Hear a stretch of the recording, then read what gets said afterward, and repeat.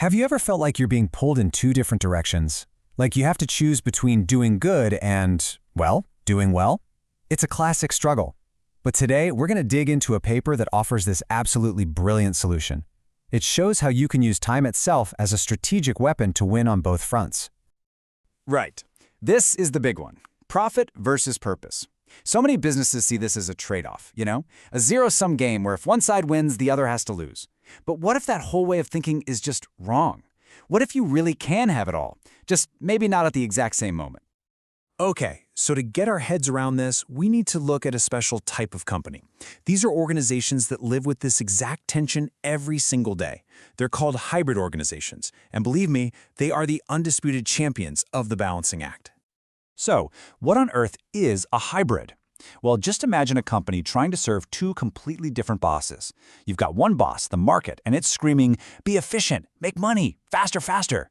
And then you have the other boss, the social mission, whispering, hey, help people, stick to your values. It is a built-in fundamental conflict. And this really breaks down those two clashing worlds. On one side, you have what's called the social welfare logic. Its main goal is helping society, it's democratic, it's collaborative. On the other side, the commercial logic. This is all about profit, top-down control, and absolutely crushing it in the marketplace. We're talking two totally different rulebooks inside the very same organization. To see how this actually plays out in the real world, the paper gives us this perfect case study.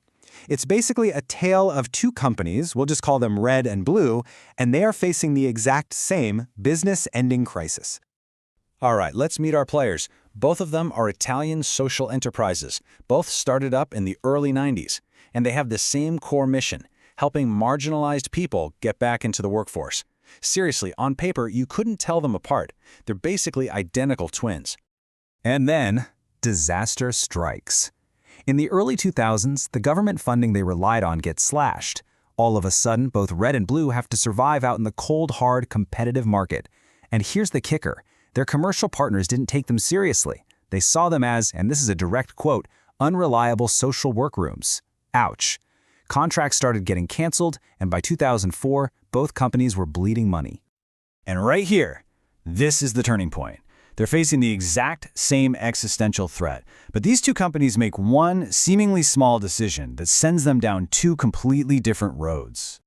So, how did they decide what to do next? Well, Blue's managers, they locked themselves in a conference room and talked to themselves. That was their strategy. Red's managers, they did the complete opposite. They got out of the building, they talked to everybody, customers, suppliers, their social partners. They actually listened. Because they were only listening to their own echo chamber, Blue's managers came to a conclusion they called the incompatible view. They decided their social mission and their business goals were enemies. It was a short-term, zero-sum game. To do more good, they figured they'd have to lose money. And this just led to fear, inaction, and a bunch of weak compromises. But Red, by listening to the outside world, had this huge breakthrough. They developed what's called a paradoxical view.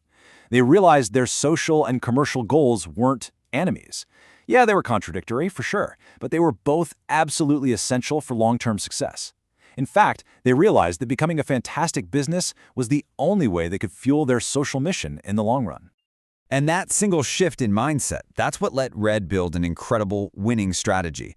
They basically decided to weaponize time itself. So, Red's strategy, which has the cool name temporal misalignment, was simple but absolutely genius. Step 1. For now, forget everything else and focus exclusively on becoming a world-class business. Be ruthlessly efficient, be reliable, and win that commercial trust. Step 2. Only after that trust was rock solid did they start to bring their social mission back into the spotlight. The sequence was everything. And the result? Well, this quote from one of their suppliers says it all. By proving they were an efficient, customer-oriented partner first, their social mission went from being a weakness to being a celebrated strength. It made people appreciate them even more. It became their superpower. So what about poor Blue? Well, their strategy of trying to do everything at once just confused people.